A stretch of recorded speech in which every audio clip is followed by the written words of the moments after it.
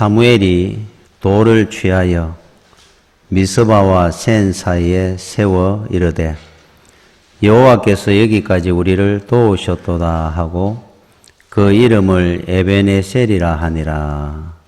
아멘. 오늘 제가 읽었는 에베네셀에 대한 이 구절은, 이 말씀은 7장 3절부터 14절까지에 있는 내용입니다. 내용을 두고 사무엘이 하나님 앞에 감사하고 감격하는 마음으로 에베네셀 그 기념탑을 세운 그 내용의 구절을 들어있는 겁니다. 요 전체의 부분을 감사하는 마음으로. 그런데 제가 이제 이 구절만 읽은 거는 요게 이제 주제되는 구절이라서 이 전체의 내용을 다 읽기는 길어서 제가 요 본문만 읽은 겁니다.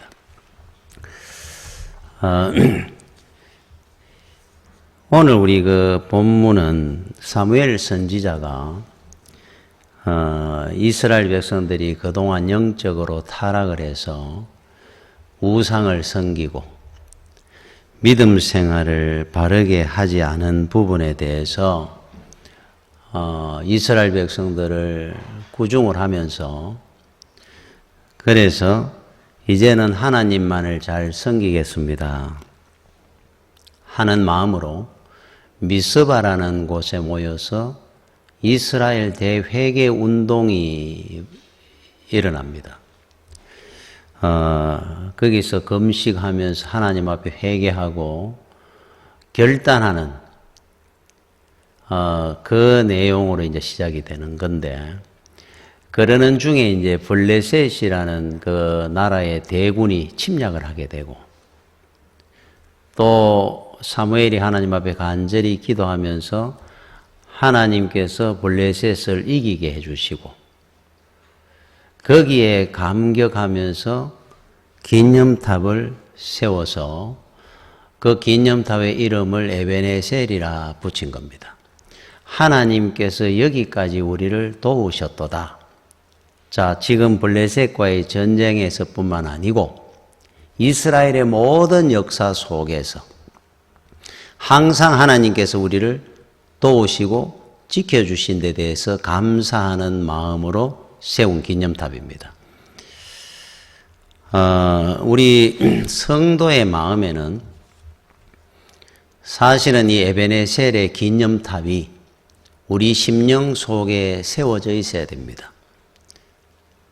미스바와 센 사이에 돌을 세워 기념탑을 그 당시에 세워서 하나님 앞에 참 감사하는 마음으로 에베네셀이라 은혜를 감사하는 표현으로 이름을 붙였지만은, 우리 성도들의 마음에는 오늘까지 참 생각해 볼 때 모든 시간 속에 인생이라는 또 모든 사건 속에서 참 하나님께서 지켜주시고 도와주신 데 대한 감사하는 마음이 우리 속에 있어야 됩니다. 늘 새겨져 있어야 됩니다. 우리의 믿음이 바른 믿음이다 아니다, 이 확인하는 방법 중에 하나가 오늘까지 하나님 은혜로 내가 살아왔습니다, 이 믿음을 가지는 것이 기본입니다. 바른 믿음의 성도들에게는 반드시 이 마음과 이 믿음이 있을 겁니다. 오늘까지 살은 것은 내 능력과 내 힘이 아니라 하나님의 은혜였습니다. 그래서 나는 오늘까지 여기까지 온 겁니다. 이게 가장 기본입니다. 참 우리는 어린아이 같고 한치 앞을 모르는 미련하고 우둔한 존재인데 어떻게 내가 이런 은혜 가운데 왔겠습니까? 모든 것이 다 하나님의 은혜입니다. 이게 믿음의 바른 고백일 겁니다. 우리 한 인생뿐만 아니고 이 세상의 모든 역사의 주관자는 하나님입니다. 그러니까 이 역사 모든 움직이는 우주 만물의 주관자가 하나님이신데 우리 인생의 역사의 주인이 하나님이 아니겠습니까? 당연히. 여러분 다니엘서 5장에 보면은 바벨론의 벨사살 왕이라는 사람이 나옵니다. 이 사람은 얼마나 참 방탕하고 방종하게 살았던 사람이냐 하면은 이스라엘을 점령하고 노획물로 전리품으로 이스라엘의 성전 안에 있는 기물들 뭐 그릇이라든지 컵이라든지 이런 기물들을 다 탈취해 갔습니다. 그래도 성전에 있던 건데 그걸 가지고 거기다가 술을 따라 먹이면서 타락하고 방종하게 살았던 왕이에요. 모든 권세가 자기 손에 있는 양, 자기가 주인인 양 착각하고 사는 겁니다. 그때 하나님께서 벨사살 왕이 있는 그 왕궁의 벽에 손가락이 하나 나와가지고 글을 씁니다. 메네 데겔 우바르신 글을 씁니다. 내가 너를 나의 저울에 달아본 적 너는 그 무게가 나가지 아니하였으므로 왕이라는 내가 그런 사명을 주고 많은 은혜를 줬는데 너는 그 값어치를 못하고 살았다 이 말이에요. 너의 시대는 오늘로 끝이 났다. 메네 데겔 우바르신.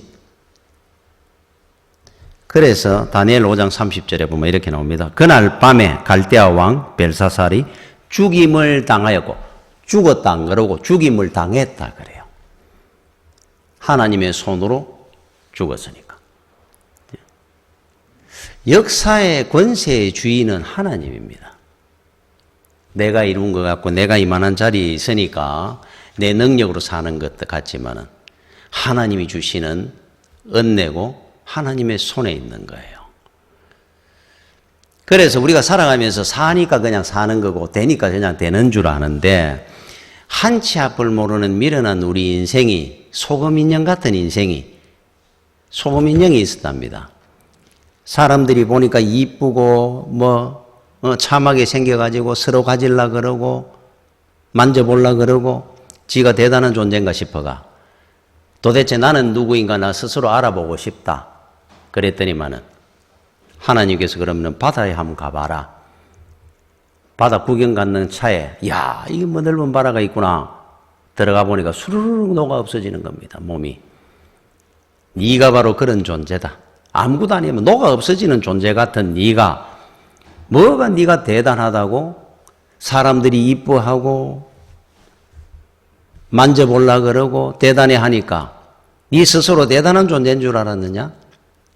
소금인형이 바로 우리 인생들입니다. 아무것도 아닙니다. 불만 하러 갑니다. 녹아 없어지는 존재인데 내가 뭔가 이룬 것처럼 착각하고 사는 것이 인생이에요. 미련하고 의둔하다 그럽니다. 하나님께서. 1995년 6월 29일 오후 5시 50분에 서울의 삼풍백화점 붕괴 사고가 났습니다. 저는 이래 생활할 때 그때 참 수백 명이 많은 사상자가 났는데 그 당시에 아마 10분 전에도 1시간 전에도 거기에 많은 백화점에 사람들이 들어갔을 겁니다. 나오는 사람도 있었겠지만 예비 신랑 신부가 폐물을 장만하러 즐거운 마음으로 어머니와 딸이 기쁜 마음으로 쇼핑을 하러 왔을 수도 있고 약속 때문에 뛰어서 들어간 사람도 있을 거고 수백 명이 그 삼풍백화점을 들어가면서 1시간 뒤에 10분 뒤에 이 삼풍백화점이 붕괴되리라고 알았다면 누가 거기에 들어갔으며 들어갔다가도 그 시간 전에 나왔을 텐데 그게 바로 인생입니다. 그래서 하나님께서 잠언 1장 33절에 오직 내 말을 듣는 자는 평안히 살며 재앙의 두려움 없이 안전하리라. 하나님 말씀 안에 사는 길밖에 다른 안전이 없습니다. 인생은. 어디를 가서 안전합니까 우리가? 어디를 마음 놓고 다니겠어요? 그런데도 세상에 내가 제일 잘난 것처럼 우리 살아가는 존재가 또 인생이니까 어리석은 겁니다. 김삼환 목사님이 집안이 어려워가지고 중고등학교 때도 방학이 되면은 요즘 말하면 아르바이트 하는 거죠. 일을 하면서 돈을 벌어가며 살았다 그래요. 그런데 고등학교 뭐 2학년, 3학년 이래 될 때 여름 방학에 그때는 어떤 거를 했느냐 하면은 벌목, 그 촌에서 산에 나무를 이래 해가지고 실어 내려오는 겁니다. 벌목 해가지고. 그래서 이제 벌목을 하는 일을 하면서 벌목을 해가지고 차에 한 차를 실으면은 이제 내려와가지고 또 부르습니다. 에어컨 좀 트십시오. 주부는 하지 마시고. 그래서 벌목을 하는데 차에 가득 싣고 내려옵니다. 내려오면은 그 트럭에 밑에 내려오면은 다시 부르죠. 그러기 위해서 차를 타고 내려오는데 어른들은 앞에 운전하시는 분, 옆에 있는 분 두 사람이 같이 타고 내려오고 자기는 이제 아이가 아직 어리니까 뒤에 벌목에 있는 큰 둥치 나무 위에 앉아서 내려오는 겁니다.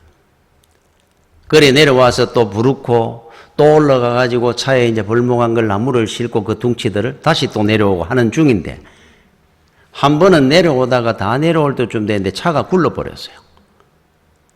밑에 그냥 낭떠러지로. 그러면은 차가 우르르 굴러가지고 떨어지니까 빙글빙글 도는 게 그냥 엎어진 겁니다, 옆으로.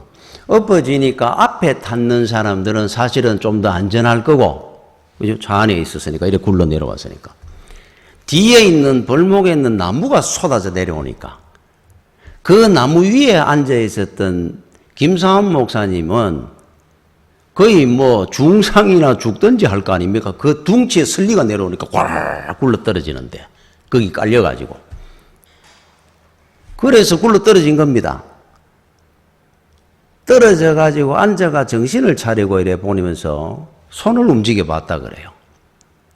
손이 이렇게 움직이고 발을 움직이고 몸을 이렇게 움직여 보니까 아픈 데도 없고 그때서야 이래 주변을 둘러보니까 나무가 떨어질 때 그냥 둘러 떨어졌어도 그것만 해도 중상을 당할 것 같은데 그 나무가 떨어지면서 막 서로가 엉키면서 그 사이에 떨어진 거예요. 다 떨어져 가지고 자기가 앉아서 보니까 나무와 나무가 움막처럼 요래 지나더랍니다. 자기가 그 중간에 딱 앉아있고 어디 끓긴 자국도 하나 없이 그대로 안전하게 살았다 그래요. 제가 그 이야기를 이래 간증을 하실 때 들으면서 이야 참 그런 은혜밖에 없었겠습니까? 살아오면서 저는 없었겠습니까? 차가 빙글빙글 고속도로에 드는 적도 있는데 그런데 옆에 차선으로 옮겨가지 않고 그 차선으로만 쭉 그 당시에 중앙분리대가 없는 그 넓은 고속도로 그 중간에서 그랬는데 1차선에서 여러분 사고가 나고 어려움이 있을 때는 운전 실력 아무 소용없습니다. 뭐 브레이크도 소용없고 핸들 내가 조작할 수도 없습니다. 그냥 움직여가는 겁니다. 사고로. 생각해 볼 때마다 하나부터 열까지 은혜 아닌 것이 하나도 없었잖아요. 그런데도 불구하고 우리 가정을 지켜주시고 우리 자녀들을 지켜주시고 우리를 은혜 가운데 오늘까지 인도해 주신 하나님 앞에 내가 잘나서 살은 것처럼 교만할 때가 얼마나 많습니까? 그래서 하나님께서 하나님이 웃으시며 하나님이 비웃으시리로다 그럽니다. 가짜안타 이거죠. 너희들이 불만 날아가는 인생이 뭘 한다고 내가 잘나가 그런 것처럼 늘 교만하고 자기 자랑하고 저만 해도 돌아 생각해 볼 때 그런 사고 이유만 있겠습니까? 지금까지 제가 결정한 것 중에 안 되는 거는 그 당시에 그게 왜 안 될까 근심한 적도 있는데 지금 세월이 지나서 보니까 그게 됐으면 어떡할 뻔했나 하는 생각이 한두 가지가 아니고 되고 안 되고 간에 모든 것이 다 하나님의 은혜였구나. 그래서 이제는 어떤 문제가 있을 때 미리 걱정도 안 합니다. 기도만 합니다. 하나님이 이루어 가시는 것이 제일 정답일 거고 제일 복된 길로 인도해 주시리라고 믿으니까 지금까지 살아오면서 늘 그래 왔으니까요. 에베네셀의 우리 하나님의 은혜입니다. 참 여기까지 온 것이 하나님의 도와주심이 있었구나. 숨길 수가 없습니다. 이거는 뭐 다른 말을 할 방법이 없습니다. 제 인생을 놓고 보면. 그래서 저에게 찬송이 하나 있는데 이거는 저의 신앙 고백입니다. 매번 부를 때마다 눈물이 나고 감사가 납니다. 여러분 375장에 제가 한번 불러보겠습니다. 나는 갈 길 모르니 주여 인도하소서. 아무것도 모르니 나를 가르치소서. 아이같이 어리니 나를 도와주소서. 힘도 없고 약하니 나를 도와주소서. 힘도 없고 약하니 나를 도와주소서. 저의 영원한 신앙 고백입니다. 제가 이래 그동안 살아왔는 과정에 이래 돌아볼 때 제 입장만 생각해도 제가 이 찬송을 이래 혼자 한 번씩 부르면은 참 어떻게 나의 신앙 고백을 이렇게 가사로 만들어가 곡을 만들었을까. 부르면서 참 감사와 눈물이 납니다. 저는 참 아이같이 어렸습니다. 지금도 어렸습니다. 나이만 들었지 아무것도 모릅니다. 약하고 힘이 전혀 없습니다. 제가 할 수 있는 것이 아무것도 없었어요. 어디로 가야 될지 길을 몰랐습니다. 무엇을 해야 될지를 몰랐던 것 같아요. 그래서 저도 매번 고백합니다.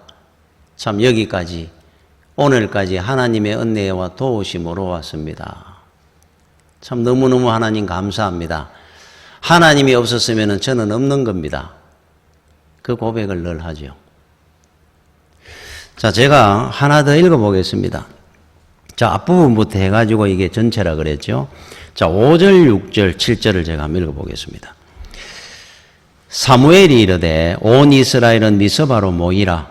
내가 너희를 위하여 여호와께 기도하리라 하며 그들이 미스바에 모여 물을 길러 여호와 앞에 붓고 그날 종일 금식하고 거기에서 이르되 우리가 여호와께 범죄하였나이다 하니라. 사무엘이 미스바에서 이스라엘 자손을 다스리니라. 자, 5, 6절. 자, 여기에 우리가 한번 읽어보는 것이 여러분들이 생각하기에 지금 그동안 우상을 섬기고 영적으로 타락하며 살던 이스라엘 백성들이 미스바에 모여가지고 대회개 운동이 일어난 겁니다. 사무엘과 함께 사무엘이 주도를 해서 이제는 앞으로 절대로 우상 섬기지 않겠습니다. 하나님만 잘 섬기겠습니다. 종일 금식하고 회개하고 결심을 했어요. 기도회가 열린 겁니다. 뜨겁게 부흥의 역사가 일어났어요. 자, 그러면은 그 다음에 우리는 어떤 걸 생각합니까? 지금까지 우리는 어떤 간증을 많이 했습니까? 은혜를 받죠. 하나님의 은혜와 축복이 이어지는 겁니다. 그죠? 우리가 잘못된 것을 회개하고 이제 안 그러겠습니다. 바르게 하나님 잘 섬기겠습니다. 그래가 우리는 은혜를 받고 복을 많이 받았습니다. 그러잖아요. 그런데 성경에는 그렇게 안 나옵니다. 7절에 보니까 이스라엘 자손이 미스바에 모였다 함을 블레셋 사람들이 듣고 그들의 방백들이 이스라엘을 치러 올라온지라 이스라엘 자손들이 듣고 블레셋 사람들을 두려워하여 기도하고 회개하고 앞으로 결단하고 나면 은혜와 복이 왔습니다. 이게 아니고 결단을 하고 나니까 블레셋이 쳐들어온 거예요. 그렇죠? 여러분 이거 하나만 있는 것이 아니고 제가 하나 더 읽어볼까요? 사사기 6장 32절 33절입니다. 기드온의 300용사가 일어나기 바로 직전입니다. 그날의 기드온을 여룻바알이라 불렀으니 이는 그가 바알의 제단을 파괴하였으므로 바알이 그와 더불어 다툴 것이라 함이더라. 여룻바알, 바알과 싸우다 하는 뜻이거든요. 그래서 기드온도 똑같습니다. 우상의 제단들을 다 바알 제단을 없애고 우상 바알과 싸우게 되었다. 얼마나 대단합니까? 결단하고 이제는 바알을 절대로 섬기지 않겠습니다 했어요. 그랬더니만은 33절에 그때 미디안과 아말렉과 동방 사람들이 다 함께 모여 요단강을 건너와서 이스라엘 골짜기에 진을 친지라. 미디안과 아말렉과 동방의 연합군들이 쳐들어왔더라 그래요. 아니 바알 신상을 부수고 이제는 하나님 잘 섬기겠습니다. 그래가지고는 이스라엘이 복을 받았더라. 이쪽으로 안 가고 아말렉과 미디안과 동방의 군사들이 와가 연합군들이 쳐들어왔더라. 이제 이래가지고 이제 전쟁이 붙습니다. 이제 기도원 300용사의 이제 역사가 시작되는 전쟁입니다, 이게. 왜 우리는 기도를 하고 하나님 앞에 회개를 하고 예수 잘 믿겠습니다. 그러고 나면은 은혜와 복이 오는 것이 순서인 줄 알았는데 성경에 보니까 회개를 하고 나니까 꼭 블레셋이 쳐들어왔더라. 미디안과 아말렉과 동방 군사들이 연합군들이 쳐들어왔더라. 아니 은혜를 받고 해야 될 그 상황의 순서라고 생각을 하는데 왜 중간에 그런데 그 뒤에 제가 결론부터 이야기할까요? 여기 왔던 블레셋은 결국 하나님이 무찌릅니다. 자, 기도원에 그런 동방에 들어왔던 미디안이나 아말렉 연합군들을 기도원 300용사가 이깁니다. 그건 일단 결론입니다. 그러면은 우리가 회개하고 기도하고 막 이랬을 때 은혜와 복이 오는 과정 중간에 한 과정이 더 있더라는 거예요. 블레셋과 미디안과 아말렉이 쳐들어와가 대판 전쟁이 일어나더라. 그리고는 승리의 길을 갔다는 겁니다. 우리는 이 과정을 생각을 잘 안 해요. 예수 잘 믿겠습니다. 그러면은 바로 복을 받는다고 우리는 연결을 짓는데 늘. 꼭 중간에 블레셋이 있고 아말렉이 있고 미디안이 있고 대판 전쟁이 시험거리가 한번 끝이가 가더라는 거잖아요. 그래 따지마. 자, 여러분들이 하나 알아야 될 것이 믿음의 세계는 이게 정답입니다. 여러분들이 이걸 놓쳐서 그래요. 이걸 놓쳐서. 그래서 이런 일이 올 때는 여기서 많은 사람들이 시험이 듭니다. 원래 이 과정입니다. 이래 가는 거예요. 은혜를 받을 때 다윗도 복을 받을 때 바로 왕이 되도록 안 하십니다. 이 과정을 거쳐서 올라가도록 해요. 앞으로 여러분이 이걸 꼭 알아야 됩니다. 그죠? 여기서 많은 사람들이 일어난 이유가 이게 영적 전쟁의 실체입니다. 우리 눈에는 안 보이지만 여러분들이 은혜를 받고 하나님 앞에 내가 예수 잘 믿겠습니다. 그러고 나면은 사단이 그때부터 대판 역사가 시작됩니다. 안 뺏기려고. 집요합니다. 우리가 흔히 우리 사소하게 별거 아닌 것처럼 우연한 것처럼 이런 이야기를 흔히 해요. 어떤 분이 교회를 전도를 받아 처음 오마 꼭 오늘부터 내가 교회 가겠습니다. 그래가지고 교회를 왔다 가는 날 그날따라 공국 끓인다고 가스레인지 불 켜놨다가 잊어보고 나와가 교회를 왔다 가니까 공국 다 태우고 집에 난리가 났더라. 여러분 우리가 생각할 때 그냥 사소하게 그냥 넘어갑니다. 아이고 와 그런 일이 있었느냐. 은혜를 받는다고 교회를 와서 그날따라 은혜를 많이 받은 날이 있습니다. 교회 와가지고 은혜를 많이 받은 날 집에 가니까 아들이 저지레를 하나가 집안을 난장판으로 만들어 놨더라. 특별히 은혜를 많이 받은 날인데 집에 갔다가 부부 3이나가 대판했다. 여러분 흔히 이렇게 이야기하는 분들이 있어요. 그럼 우리가 생각할 때 그냥 그 사소하게 별거 아니게 우연하게 그런 일이 생겼다 생각하지요. 그래 여러분들이 미리 알아야 됩니다. 영적 실체를 전쟁에. 사단의 역사입니다. 지금 제가 이야기했는 것은 아주 작은 사소한 역사로부터 시작되는 거예요. 꼭 있습니다. 여러분들이 은혜 받고 가가지고 그 은혜 간직하도록 그거 가지고 일주일 은혜 가운데 잘 안 만들어 놓습니다. 그래서 우리가 생각하면 이거 별거가 아닌 것 같은데 여기에서 많은 사람들이 시험 들어갔다가 떨어집니다. 교회만 갔다 오면 집에 시끄러우면 안 되겠어요. 그래요. 평생에 아무나 안 싸우다가 교회만 갔다 오면 남편하고 부부 3일이 터진다는 거예요. 시집 문제라든지 이런 걸로. 교회만 갔다 오면 머리가 아프대. 애들이 사고를 치고. 교회를 안 가니까 또 괜찮아요. 여러분 교회에 나오는 것이 우리가 생각할 때 쉬울 것 같죠. 그냥 나오는 것 같죠. 여러분 그냥 나오는 거 아닙니다. 전쟁을 이기가며 오는 겁니다. 우리는 지금. 대단한 역사가 있는 겁니다. 사단이 이게 영적 전쟁이 끊임없이 일어납니다. 집요하게 일어납니다. 그 이야기를 지금 하는 겁니다. 개인적으로도 국가적으로도 그렇습니다. 나라에 어느 나라에 처음 복음 들어갈 때 그냥 들어간 나라가 없습니다. 피해 역사를 이룹니다. 엄청나게 많은 사람이 피를 흘리면서 복음이 들어가는 거예요. 복음이 들어가면 복인데 그 이후에 그 나라는 부강해주고 은혜 많이 받습니다. 부흥하고. 그 중간 과정에 많은 사람이 피를 흘립니다. 그래서 여러분들이 꼭 기억을 해야 될 것은 우리가 예수를 믿고 내가 앞으로 잘 믿겠습니다. 회개하고 결단하고 뭘 이걸 끊겠습니다. 저절로 일이 술술 풀리고 그러고 나니까 내 사업이 잘 되더라. 그거를 여러분이 순서를 잘못 알아가지고 그렇게 할 줄 알고 이야기를 하고 시작을 하고 결단을 했는데 하고 나니까 블레셋을 만나고 미디안을 만나고 생각지도 않은 우환이 오고 아이고 내가 예수 믿다가 얼마나 힘들든지 교회 안 갑니다. 거기서 나가 떨어지는 거예요. 사단이 쾌재를 부르는 겁니다. 교회가 부흥을 하는데 어느 목사님이 지나가는데 지붕 위에 마귀들이 빡빡하게 앉아있더라 그러잖아요. 이게 그냥 하는 이야기였지만은 이게 실제 영적 전쟁의 실체들입니다. 빡빡하게 앉아있는데 보니까 그 마귀들이 명찰을 다 달고 있더라 그러잖아요. 뭐 홍길동 집사 하면 전부 자기 담당 집사가 있더래. 그런데 어떤 마귀들은 폴짝폴짝 뛰가 난리가 나고 큰일 났다 그러고 어떤 마귀들은 보니까 편안하게 누워 잠을 자더라 그러잖아요. 그래서 왜 그러냐 싶어 교회 안을 들어보니까 폴짝폴짝 뛰는 그 집사는 은혜 받는다고 쥐약 하는 거는 마귀가 지금 난리가 난 거예요. 자기 담당 집사가 지금 은혜를 받으니까. 어느 집사는 편안하게 어느 마귀는 누워있길래 그 집사를 찾아보니까 편안히 자고 있더라 그러잖아요. 아, 신경 안 써도 되는구나.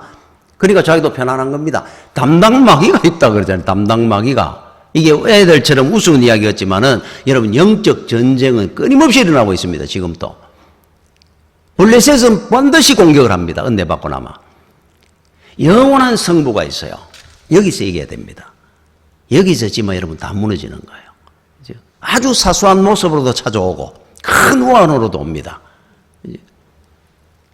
여러분 이 나라에 군의 전력은 전방에 거의 90% 있습니다.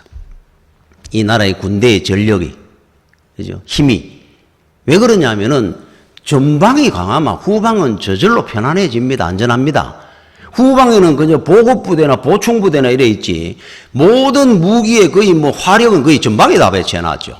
적과 딱 붙어 있는 쪽으로. 전방이 무너지면 후방은 그냥 무너지는 겁니다. 전방이 든든하면 후방은 안전한 겁니다.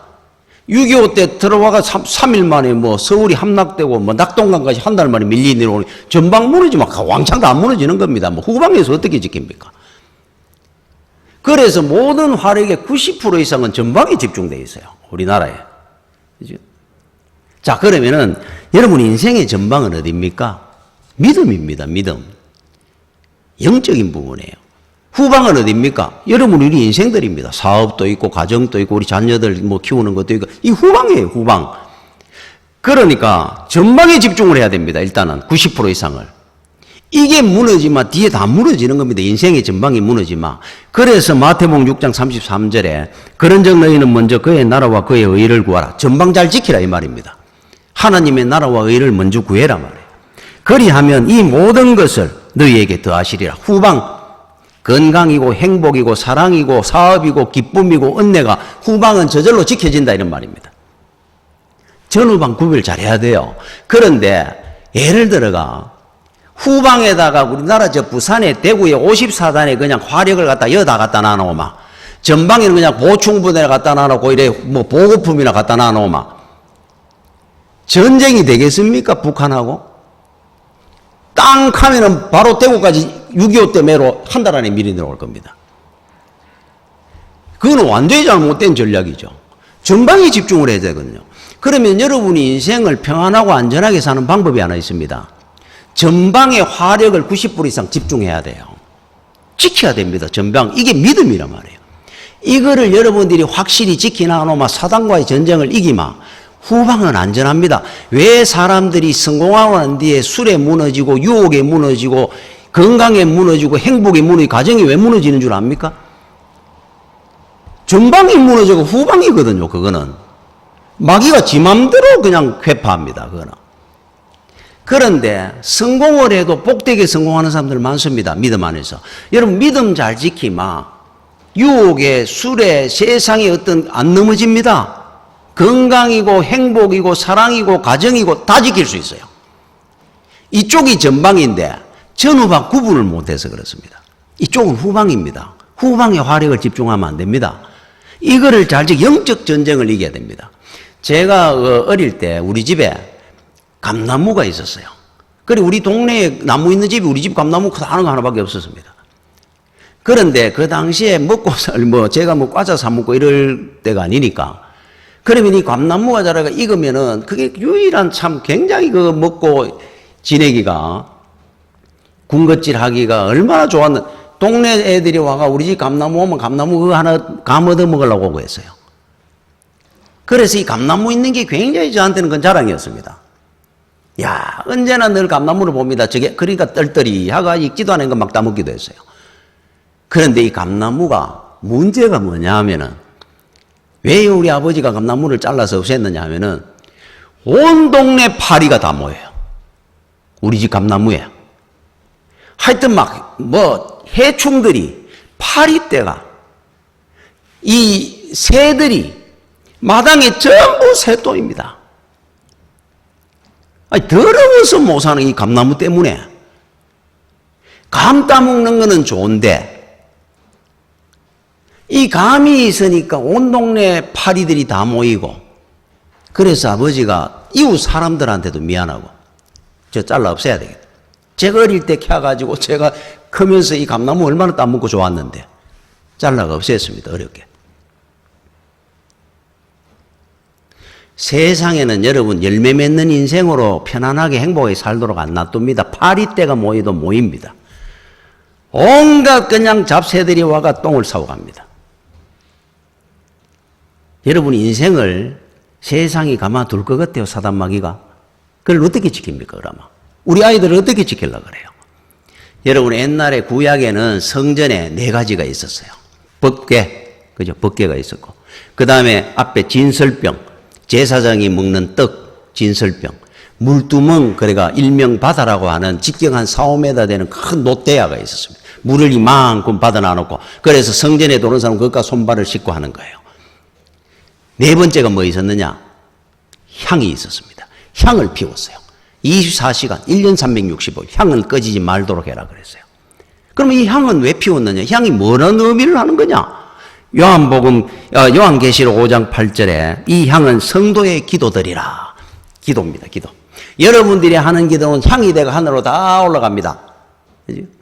그래서 성전에는 향이 있는 겁니다. 기도가 있는 겁니다. 중요하죠? 자, 여러분들이 옛날에, 요즘은 우리가 모기약이 있어 훅훅 뿌립니다만은 옛날에는 모기약 없는 시절에 그때 여름이 되면은 촌에 가면은 평상에 둘러 앉아가 옥수수나 먹고 하면서 앉아 있을 때 모기떼들이 모여가 앉아 있기 얼마나 불편합니까? 그러면 그 모기를 쫓아내는 방법 중에 하나가 연기를 피웠어요. 불을 일해가 연기가 푹푹 나오도록 피웁니다. 그러면 모기떼들이 연기 때문에 옆에 못 오도록. 옛날에는 그렇게 모기 해충을 쫓아냈습니다. 그 당시에 구약의 향이라는 의미를 왜 기도에 비유를 했느냐 하니까 똑같습니다.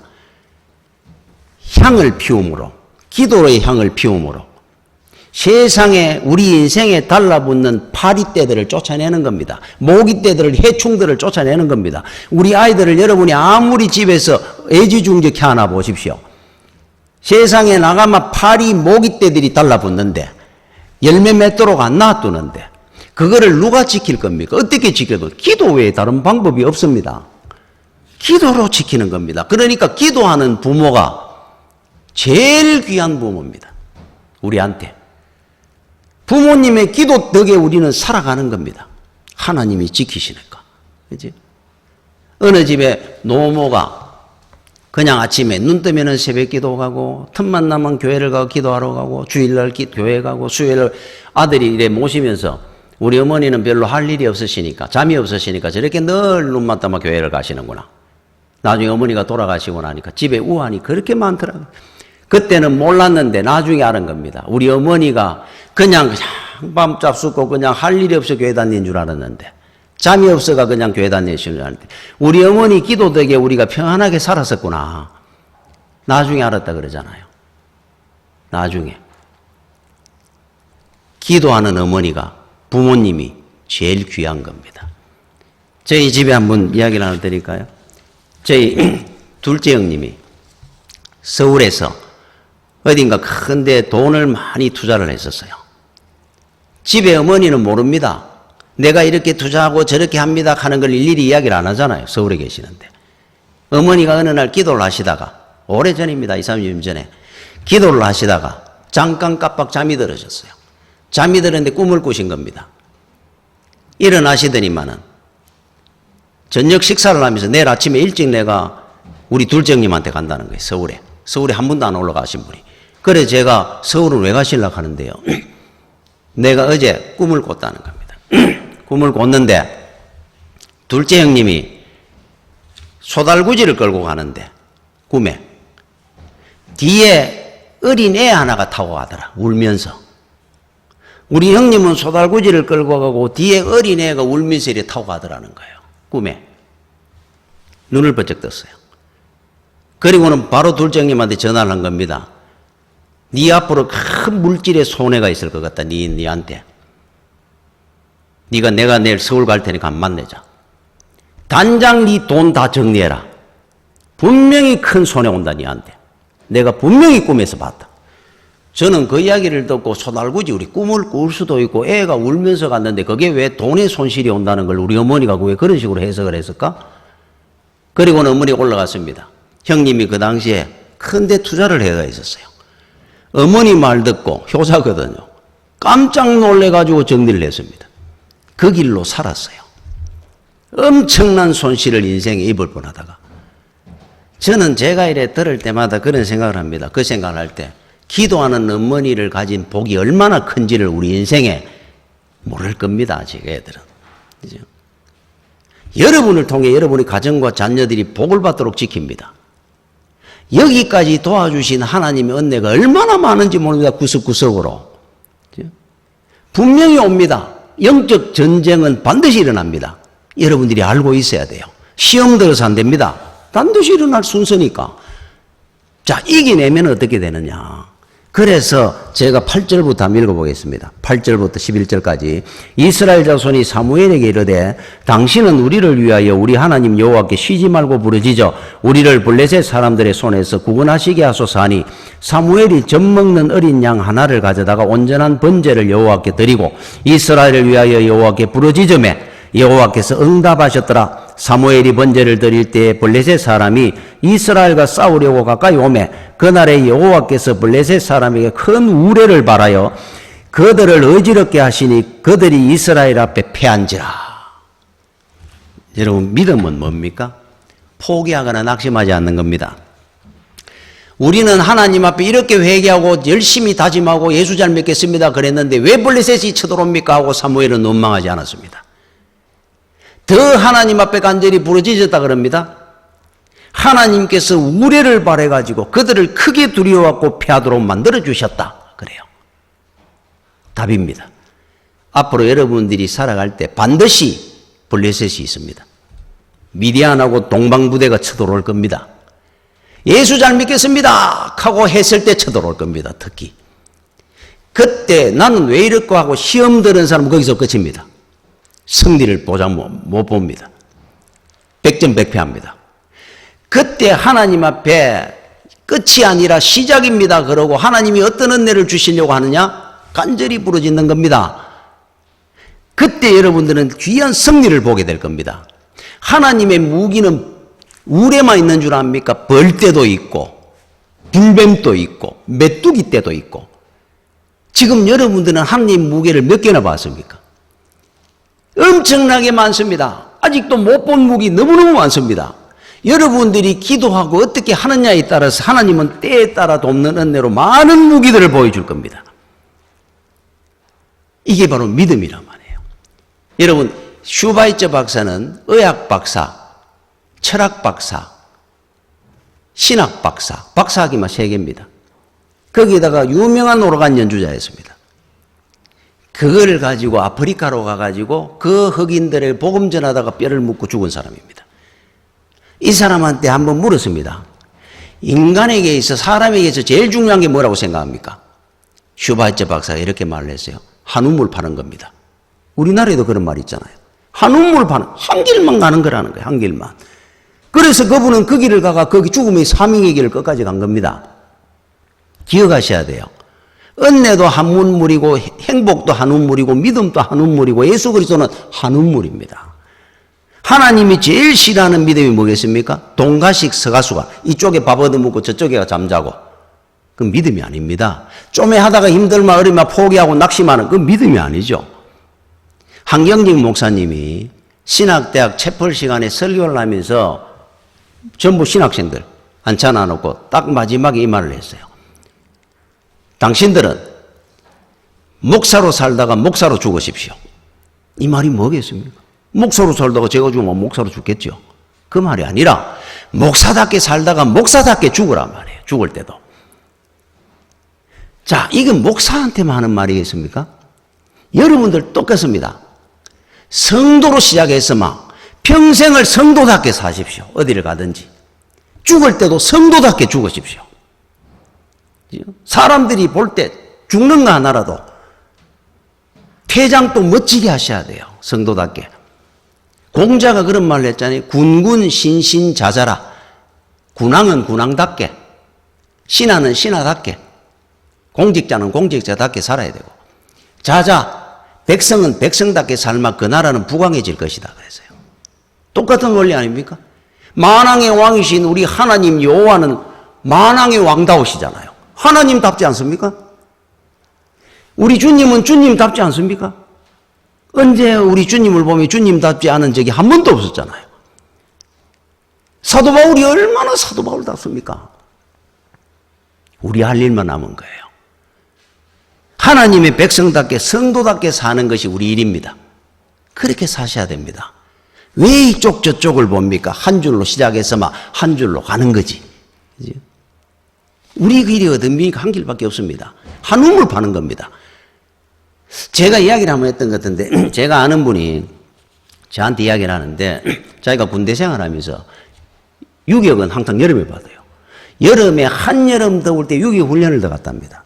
훈련을 받는데, 오후 한 2-3시쯤 되니까 얼마나 참 더운데 그 여름에 훈련, 유격 훈련 받고 막 목마르고 갈증나고 할 텐데, 부대에서 배식차가 온 거예요. 그날따라. 배식이 왔는데 뭐가 왔느냐 하니까 오이냉국. 야, 저는 군대 생활 때 오이냉국 구경도 못 해봤는데. 그 유격하다가 오이냉국을 한 그릇 받아가 먹으면 마시면 막 꿀 같을 것 같아. 생각만 해도. 오이냉국을 가져와가지고 배식을 한다고 선착순. 그래서 이제 앉아가 있다가 막 뛰간 겁니다. 가니까 앞에 줄을 쫙 섰는데, 예를 들어 오이냉국이 한 200명 뭔가 왔으면은 자기 앞에 100명이 쫙 줄 서 있는데 선 겁니다. 뭐 그 정도 써도 중간쯤 되니까 막 충분히 먹으니까. 그래서 이제 밥그릇 들고 이래서가 이제 오이냉국을 먹는다고 서 있는데 옆에 보니까 줄 하나가 짧은 줄이 하나 더 있더래요. 그래서 이래 보다 보니까 그거는 한 20명, 30명 이래 있더라 그럽니다. 저가 뭐 빨리 먹겠네. 여기는 한 100미쯤 되고. 보다가 갈등을 하다가 팍 뛰간 겁니다. 약삭 빠르게. 그래서 그 뒷줄에 딱 선 겁니다. 짧은 줄에. 야, 여기에 빨리 먹으려고. 배식이 시작할 때쯤 되니까 중대장이 앞에 떠가지고 이제 배식 시작하려고 그러다가 여기 왜 줄이 2개야? 이 줄은 뭐야? 야, 인마, 저 뒤로 붙어. 그 줄의 뒷부분에 가갖고도 뒤에 자기는 한참 앞에 이제 된 거니까, 짧은 줄이니까. 서가 있는데 뒤로 붙으라 하는 바람에 뒤에 붙으니까 제일 끝이 돼버린 거예요.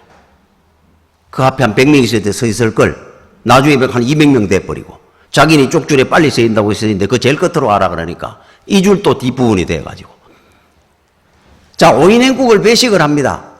다 할 때 내가 자기 앞차례 앞에 되니까 끝나버렸어요. 야 다른 친구들이 오이냉국을 먹는데 시원하게 빈 그릇 들고 옆에 가가 수돗물 해가 마시면서 피눈물이 나더라 그래. 피눈물이. 여러분 상상이 되지 않습니까? 괜히 이쪽에 갔다가 짧은 줄이라고.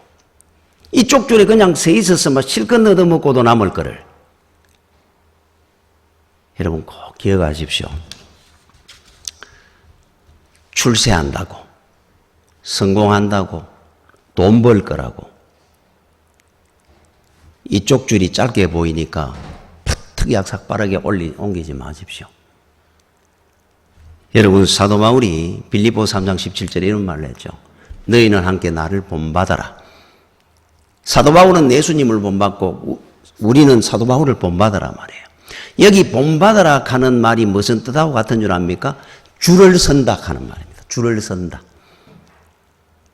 바울은 주님에게 줄 서가 있고 우리는 바울을 보면 줄을 서라 말이에요. 줄을. 그 줄이 길게 보이고 어렵게 보이고 험하게 보이는 줄이라도 그 줄 잡고 놓지 마라 이 말입니다. 속지 마십시오. 옆에 짧은 줄이 있다고. 나중에 아무것도 없는 그 길은 멸망의 줄입니다. 이 길이 영원히 복된 줄이에요. 이 줄 서가 가야 됩니다. 평생에. 포기하지 말고. 에베네셀의 하나님이 여러분의 평생의 앞날도 지켜주실 줄로 믿습니다. 기도하겠습니다. 주의 은혜를 감사를 드립니다. 참 여기까지 지켜주신 도와주신 하나님의 은혜로 왔사오니 앞날에도 우리 하나님 은혜 가운데 우리 성도들 평생에 복된 길 가도록 주여 함께 하시고 지켜주시옵소서. 예수님 이름으로 기도드립니다. 아멘.